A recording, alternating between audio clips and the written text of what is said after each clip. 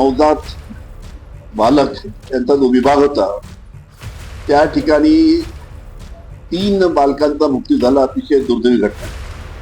आपल्याला माहित असेल की जानेवारी महिन्याच्या 2021 मध्ये भंडारा येथे सुद्धा शासकीय रुग्णालयामध्ये अशी घटना होऊन 10 बालकं त्याच्यामध्ये मृत्यूमुखी पडले.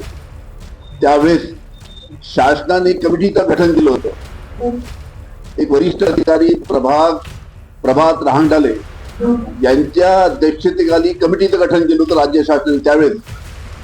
आणि त्यांनी आपला अहवाल ऑलरेडी दिलेला आहे सरकारला की अशा पद्धतीच्या घटना वारंवार घडू नये म्हणून काय काळजी घ्यायला पाहिजे याच्या बाबतीतचा अहवाल शासनाकडे दिला असताना सुद्धा तो अहवाल धुळखाट पडलाय.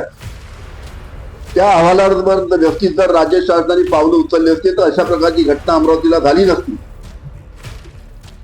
त्याच्यामुळे जो अहवाल लागून पडलेला धुळखाट त्याच्या बाबतीत राज्य शासनाने योग्य ती पावलं का उचलली नाही हा महत्वाचा प्रश्न आहे. अतिशय गंभीर घटना आहे म्हणून तर कमिटीचं गठन केलं होतं. पण कमिटीचं गठन करायचं, कमिटीचा अहवाल बोलवायचा आणि अहवाल तो जर पडून राहत असेल त्याच्यावर जर कारवाई होत नसेल तर त्या अहवालाला काय अर्थ आहे? फक्त लोकांना दाखवायचं आम्ही कमिटी स्थापन केली म्हणून. या बाबतीत शासनाने खुलासा करायला पाहिजे आणि पुढील काळामध्ये जो अहवाल धुळखाट पडलाय त्याच्यावर राज्यभरामध्ये योग्य ती पावलं उचलली पाहिजे जेणेकरून अशा प्रकारच्या घटना